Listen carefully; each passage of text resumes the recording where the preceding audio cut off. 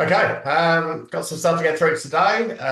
As I mentioned just then before we started recording, congratulations to all you power supporters. Enjoy the win. It certainly was one of the best showdown wins from Port's perspective. Just a very ordinary night as a Crow supporter, but anyway, you get that.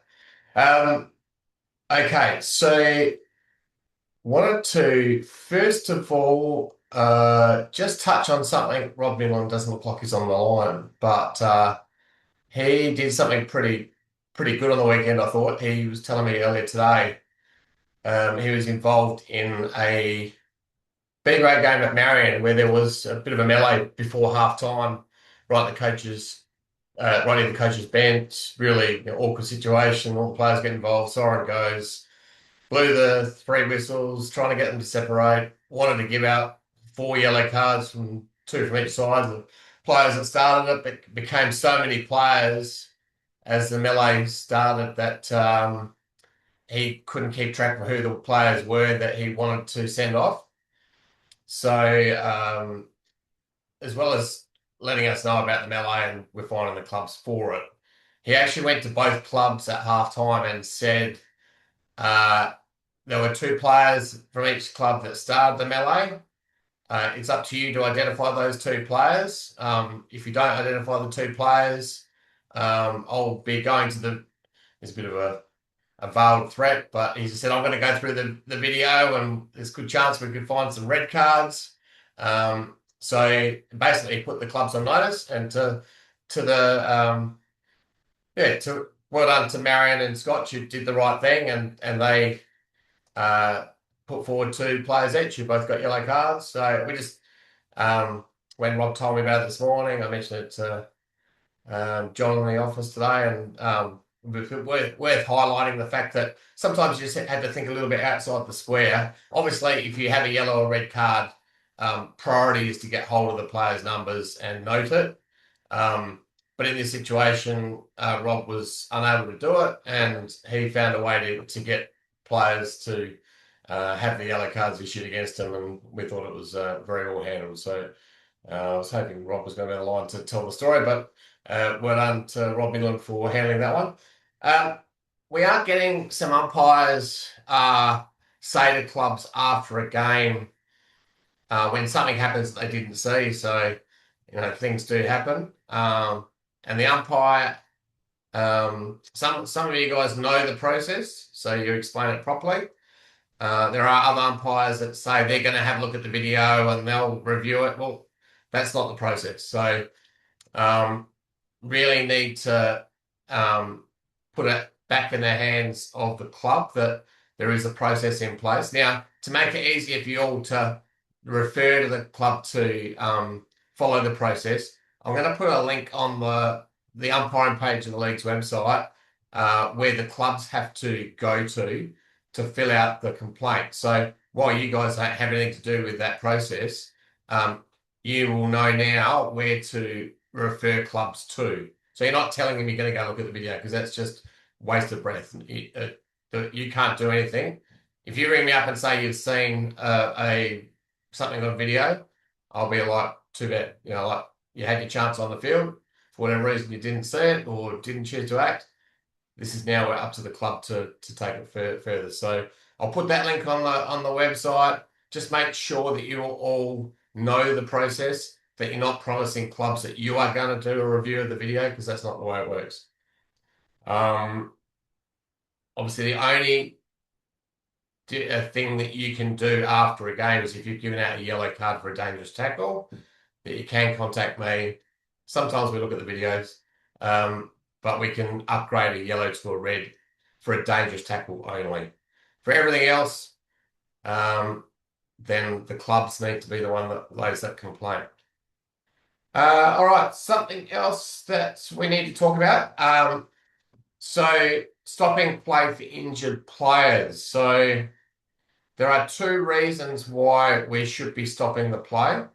One is when a stretcher has been called for, and the other one is where the ball is being contested near the injured player. I know we've got umpires trying to do the right thing, but the league really doesn't want play being stopped when there's an injured player being attended to by a trainer at the other end of the ground to where the ball is. So in that case, yes, you can be aware of it, keep half an eye on it. But the moment you see a trainer out there attending to a player, we don't need to be stopping the game for that. So it's only when the stretch is being called for or when the ball is near the injured player you need to stop it. In the cases where we do stop the play, um, just know that if you've indicated the time on signal, hand up in the air, blow your whistle, that a timekeeper can stop the clock in any game. So I'm not just talking about A grade men's where there is time on. In women's, B grade, C grade, if you indicated time on and there's a delay because of an injury, it's up to the clubs then to stop the clock. And what is meant to happen, and it's not something that we need to check on, but what is meant to happen is they're meant to be one timekeeper from each club sitting together. That often doesn't happen, but the rule says that a club must provide a timekeeper. They sit together. And in the case of an injured player, either timekeeper can stop the clock. It's to stop, clubs deliberately wasting time by pretending someone's injured at the end of a game with normally no time on. So I guess, yeah, in those cases where it's close to the ball's close to an injured player or there's a stretcher called, don't be worried about the fact that you've called time on, and because then it's up to the club. And then if a club is upset that time's continued in that situation, well, that's back on them because the timekeeper hasn't done their job properly. So you just kind of need to know what our role is in all that. There are times we need to stop it. There are also times we just let the play go. And yeah, we don't need to be stopping at the moment. We see a trainer out there, which is happening a little bit at the moment, probably led by what's happening in the AFL at the moment. Colin, Yeah, cramp. I had a player suffering cramp about 15 meters off the ball up. They're all shouting at me, "Stop the game! Stop the game!" I go, "It's the cramp, mate. Get on with it." What's the rule there? yeah. I think we don't stop the play for cramp. Yeah, but then just be careful of not diagnosing something. So if they actually have an injury and we're just saying it's cramp, then we get No, ourselves in trouble. But if it's absolutely obvious it's cramp, I said, "Are you cramping?" He said, "Yep." I said, "We're playing." yeah, yep, spot on, spot on. I had Matt just asking about games with no time on. You just need to go back and have a look at the replay, mate, because I just went through all that. So anything else on that one? All right, bringing the ball back into play. So in the AFL, if a player kicks the ball back incorrectly from behind the goal and behind line, what happens there is there's a behind or a throw in, depending on which way the player is playing on from. So if they're behind, in between the goals, and they play between the points, and a point's given. If they're in the points area, then they play on outside the boundary line. It's a throw in. It's not the case with us. It actually happened in a Div 1 game on the weekend, which I'm a bit disappointed in. Yeah, just need everyone to be aware that in that case, we don't do what the AFL says. We reset the mark. So there's no point, there's no out of bounds, the throw in. It's just, okay, the player's done it wrong, bring it back, let them have another go. Obviously, with a set kick, when it's deep in defence, you would be wanting to get down there, bring the player back on the mark, make sure that they run the right side of the post, all that sort of stuff. But if it doesn't happen, they play on quickly and they're confused. It's a reset. It's a chance to have a kick again. Hopefully that's clear. With the coaching notes, I'm going to attach a list of current Umpire Association members. So now we start to crank up the plugging of the Umpire Association membership as I've said all along. This is sort of expected, especially if you're training to support the Umpires Association. It's not a big members fee, but if you want to be eligible for a grand final, doesn't mean you're automatically going to get a grand final. But if you're eligible for a grand final, um, you need to be a member. That's Phil Banner in goal. So this is the first reminder, and we'll do more as the season goes along. But the link is on the umpiring page of the league's website. Some milestones: 50th game to Jordan Tribodi in the field, Ashley Lawson in the boundary. 100th game to Phil Dawes in the goals. Actually stuck extra game in last weekend and did it then, but went under Phil. And similar, Jason Reed wasn't available on the weekend on Saturday last week, but did do a game on the Friday night. He brought up his 300, so well done to Phil and Jason both in the goals. And another goal umpire is bringing up his 700th game this Saturday. That's Grant Potter. So well done to all the milestone umpires for this week. All right, so there's a bit there to get through. Anyone, any questions or comments on any of that, or anything else that cropped up on the weekend? Cole, Yeah, mate.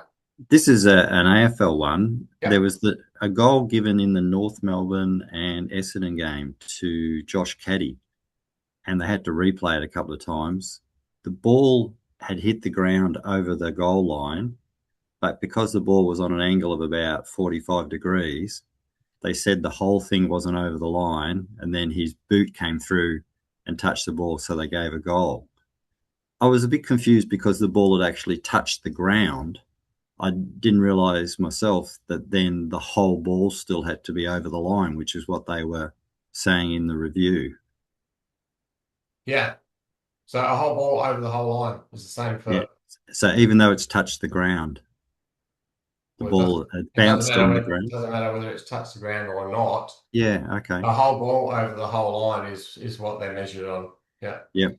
We So, don't we don't get to that level of well, we haven't got an arc. replay, obviously, so it's a bit hard to judge. I actually had an interesting one in the women's game on the weekend. I was doing Pembroke and Flinders Park, where the ball bounced over the goal line, bounced back. It was pretty close, but it actually hit the back of the goalpost. And the umpire rightfully gave it a goal, but there were a couple of the Pembroke supporters that thought it should have been it.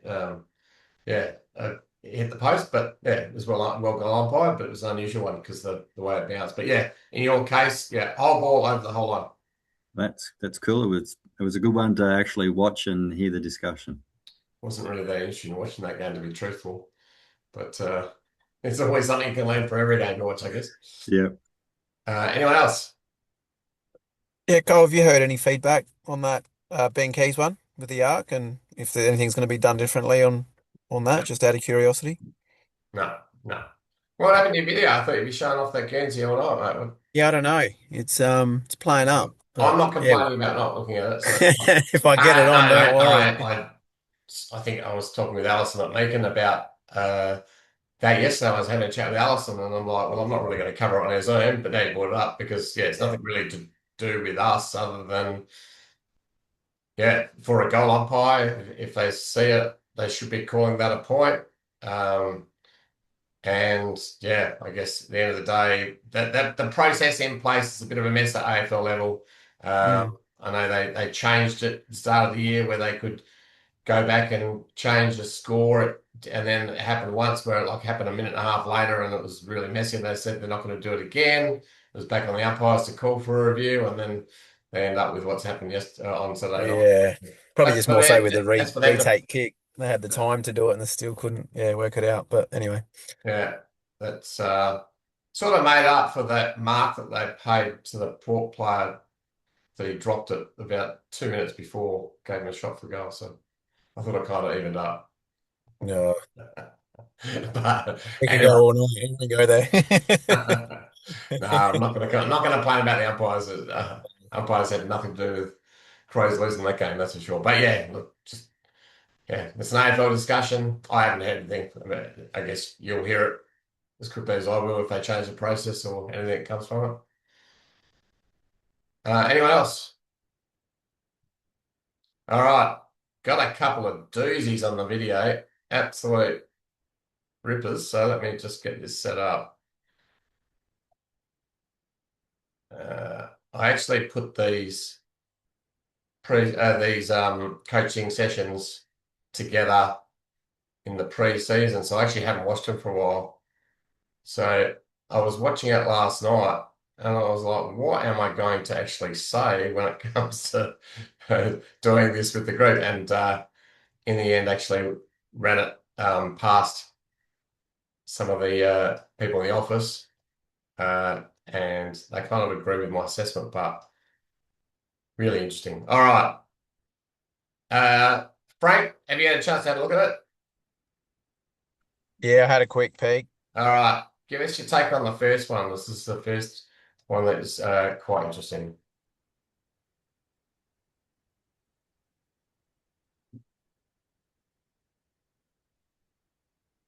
All good crashing through play there. As Pembroke get it forward, up towards right up forward. Good strong attempt to mark Pitt. Lances the arm. Eddie Cook gets smashed with the footy and then done. Rolled the pill. Okay, what'd you take of it? What's taking it? Yeah, it's I reckon on the day my gut would say a form of front-on contact or tunneling. But the player coming forward with the eyes on the ball and contests it doesn't mark it because he's impeded front on. So front on or taking their legs out in the marking contest. Okay, and then obviously holding the ball Yep. well. No, we disagree on that. It's a marking contest one. Anyone Yep. want to put forward a different version to what Frank has said? Because there's two very different outcomes on this one. Yeah, Colin, I'd say that the player in blue put himself in that position by electing to leap and actually put himself in that unsafe position and fell to the ground in that way. What's your Okay. thoughts on that one? Anyone else?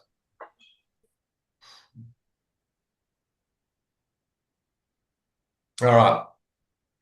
So with a marking contest, it's all about player intent.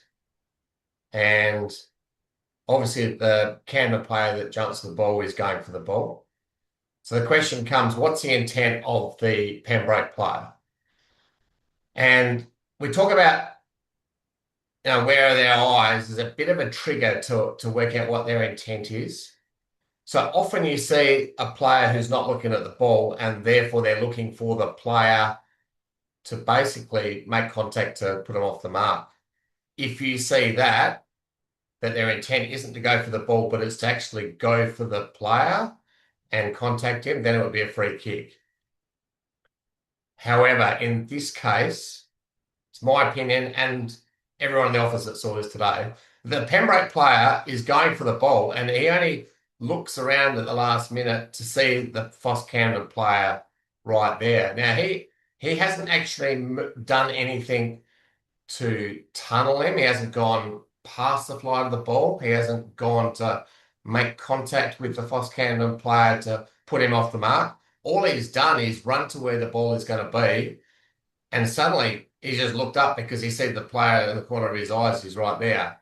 So, in my opinion, this one's play on, but you could get a very similar situation next week where he turns around and realizes he's not going to contest the ball and deliberately goes and kind of puts him off going for the mark. The only reason that the Foss Camden player probably should have taken the mark, he just drops the ball in the end. So really interesting one. I think the key out of this is what is the intent of the players. And if you see anything in that Pembroke player where his intent is not to go for the ball, then you pay for a kick. So is that? We've got Alexander's iPhone where I'm not picking up the volume, mate. Have we go again. Is that Alex Haugie, is it?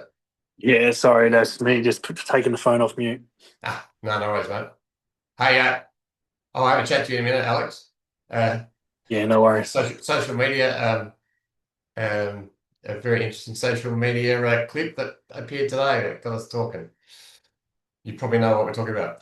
Anyone else want to add to that one? Because look, at the end of the day, if you paid a free kick for against the Pembroke player, I'm not going to lose any sleep over it because there are very similar situations where he would be in a situation there where he takes his eyes off the ball and just goes at the player, really. It's not how I see what he did here, but there would be a very similar situation where you would pay a free kick. So again, it comes down to intent. are both players intending the whole time to contest the ball? Yeah, we'll move on because that one, yeah, we have a good look at it. All right. Well, actually,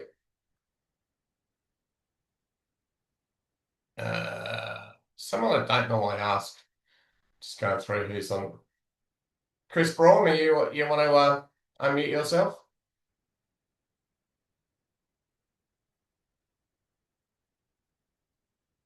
No.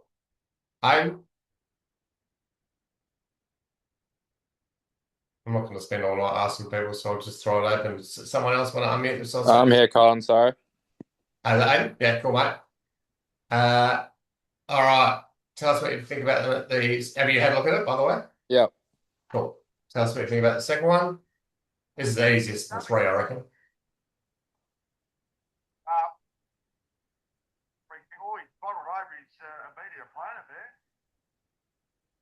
So I definitely like the last disposal.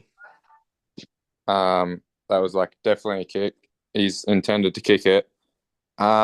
With the two players coming together after, I do think the player, I'm not sure what Port District player, I think goes to bump him first, and then, or the other way around. I think it was Atherton, wasn't it? He goes to bump the Port District player. Sacred Heart. Let me just go back. So it's is it? So Port District player kicks it off the ground. Yeah, he kicks it, and then the Sacred Heart player goes to bump the Port District player, who sort of jumps out of the way and throws him also to the ground. So I don't see anything too bad, but yeah, if you see it out of the corner of your eye and he's on the ground, then yeah, I can see why when he's been thrown to the ground, paying free kick for that. All right, let's cut the chase. Was he thrown to the ground? Yes, so I think the free kick is a good decision. Therefore, we pay 25. Yeah. So I don't think he really bumps him. It sort of goes to him, but at the end of the day, free kick for last disposal, 25 metre for being thrown to the ground. Even if he makes a little bit more of it than actually it is, it still got thrown on the ground and didn't need to happen. So thought it was well umpired. Okay, who wants to take the last and probably the most interesting one of the lot? Gory, you want to have a go? You need to unmute yourself. I reckon the Hang on, we'll play it first. Sorry? We'll play it first. Have you you've seen it? Yeah, I've got it. I've seen it. All right, cool.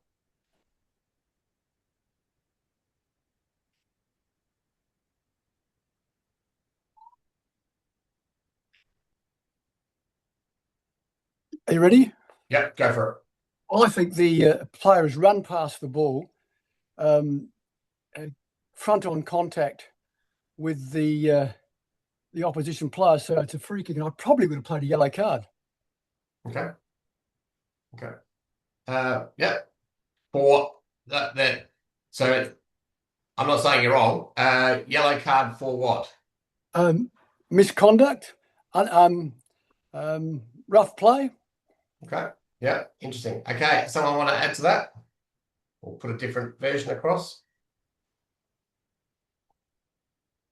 Doesn't matter if you're wrong. Just give it a go. There's a couple of really good outtakes from this. I'll jump in. Goal for Devil's Advocate. Yeah, Frank again, is it? Yep. Yep. So it's two players contesting, general play. So ball looks to be within a 5 metre vicinity as well. Player chooses, like Gory said, to run past the ball. So you're probably looking at intent, and if he collects him high here. I've looked at it a couple of times. I don't see him hit him high, so I'm actually okay with play on for this one. But if he gets him high, like Gory said, absolutely free kick and potentially a card. Yeah, that's covered a couple of areas I wanted to cover. Anyone else want to add anything to it until I tell you what I? I'll add something, Colin. Yeah, far away. I just want to make the point. Sorry, I've lost my voice. I just want to make the point that regardless that it's general play and within 5 meters, if it's a charge, then it's a charge. Yeah, okay. So a charge is where you are not expecting to be hit. Mm. And that's just unnecessary in the circumstances, not expecting to be hit. So I'm not sure whether that's the case here, because really at the end of the day, a player should be aware that they're entitled to be bumped if the ball's within 5 meters in that scenario. It's more like if they're totally blindsided and they sort of come from behind and really knock them senseless unnecessarily, that you would think of it as a charge. I don't know whether that applies here. So, okay, I'll give you I'll just add something that Go on, mate. regardless of that contact, the guy threw the ball afterwards. Yeah, it was. It was a decent throw too. Good pickup. It's not what I put it on, but I did have a chuckle at that. Yeah, if people want to have a look at that afterwards, it's I think that's Div 6 reserves putting at its best. Yeah, it was a ripper. Or some might say it looks a bit like the crow throw.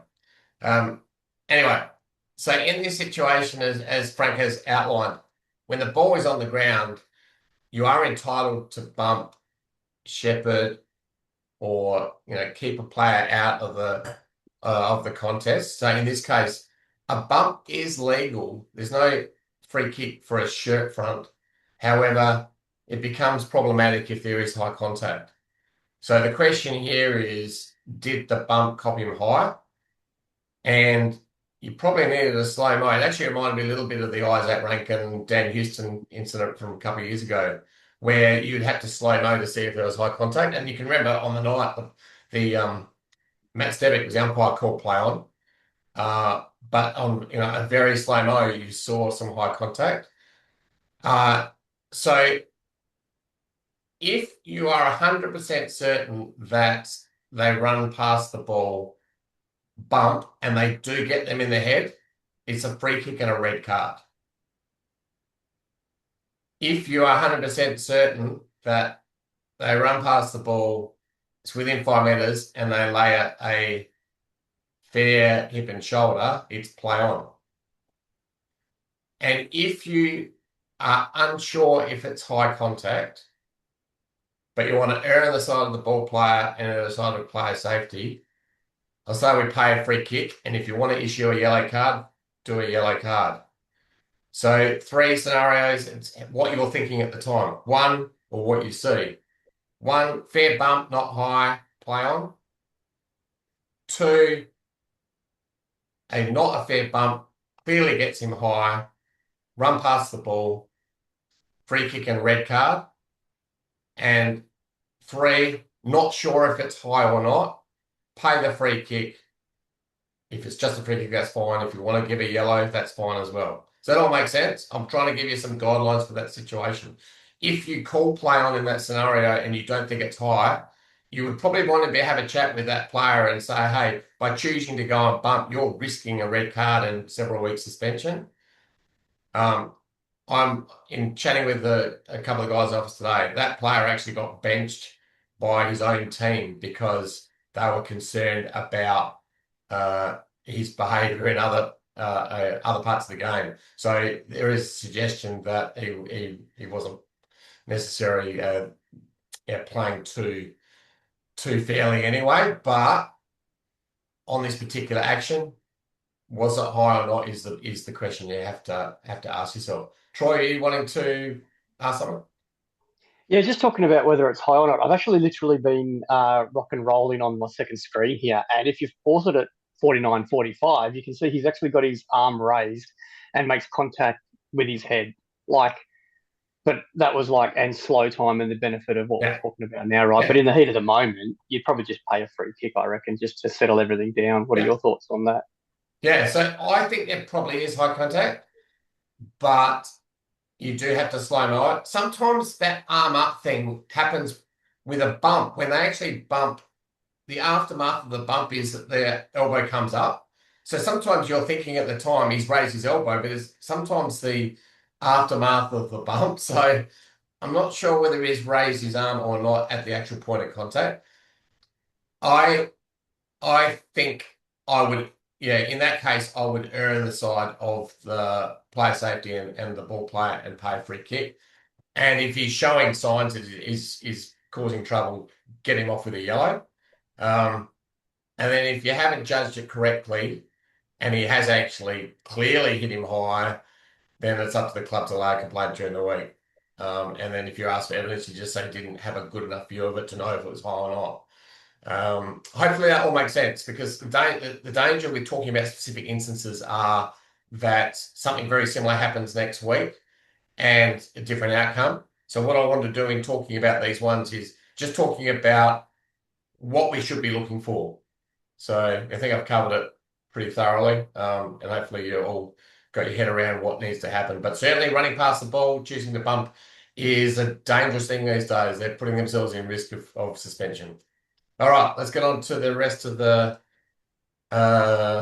video. So the title of the coaching sessions direct to what happens. So player safety is paramount. It's the front of mind, local, in all games, but especially local footy.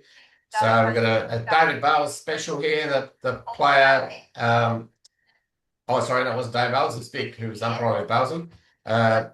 Pays a really good free kick for being thrown to ground. In here, there's a free after disposal paid by Simon Farrell. Last act of play, had good vision on it. You just got to make sure that you capture those late bumps. There could have potentially been a high contact before that, but and this one here is quite a nasty tackle where she hits her head on the ground. I think it's Seven and Allison that come together. They both want to pull the yellow card out, so it was well handled by the umpires at the time. So yeah, must return the ball on the full immediately in a set kick situation. So here, there's the hold the ball decision paid. He just drops the ball, and 25 metres rightfully paid.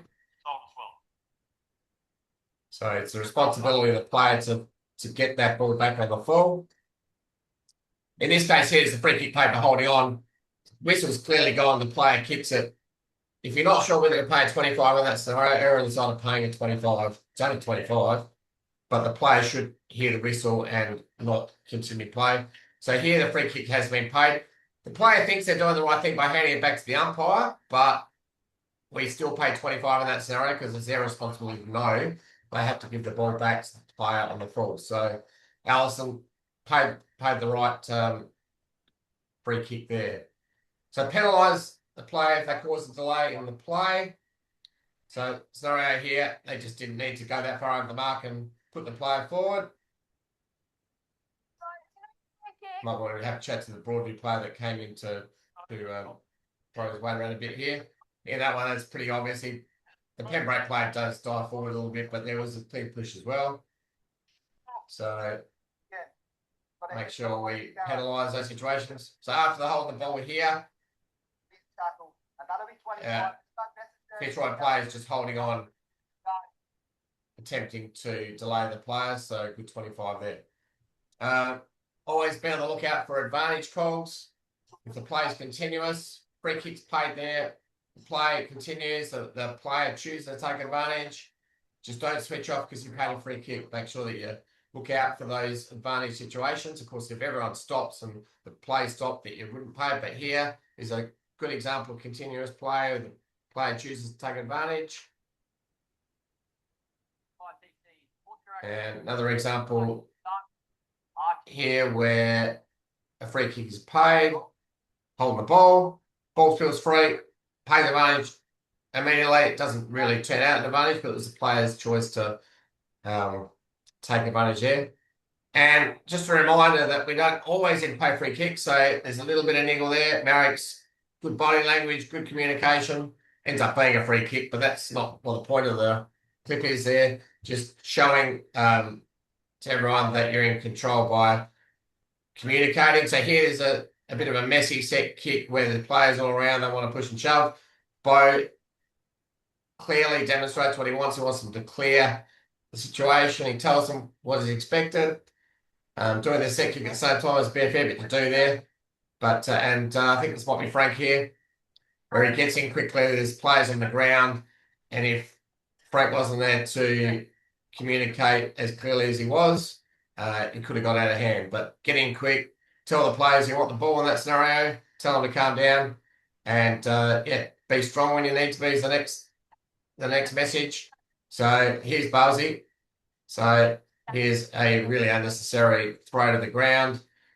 Would be not far from a card there, yellow, but certainly a free kick. So well handled by Buzzy. And this is one where there is a free kick off the ball. So it's a Div 5 grand final from last year. Aiden comes in, tells Dennis, who's in control, that he wants to pay a free kick, gets the defender correctly identified, and they get game going. So moving the game on with a free kick worked in that scenario. Clearly a sling to the ground there. Don't tolerate that type of tackle whenever they take play to ground. Be wary for the safety of the players. So the final message in the video, you do want to be proactive to get to the right position. So you have a proactive mindset when it comes to running, sprinting, trigger pointing, and then you're reactive to when it comes to decision making. So you react to what happens, let it unfold, pay the obvious and blatant, all that sort of stuff that we talk about all the time. So hopefully you got some stuff out of that video, some good examples there. Any questions or comments before we wind up? All right. Weather looks a bit dodgy for Wednesday. If there is a reason to cancel training, we'll email. If you don't hear from me, just assume it's on, and hopefully the ovals hold up for an okay day on Saturday. It's been pretty wet lately, obviously. So yeah, we'll see how it unfolds. Hopefully the forecasters get it wrong. All right. Thanks, guys. Have a good night, and we'll hopefully catch you Wednesday.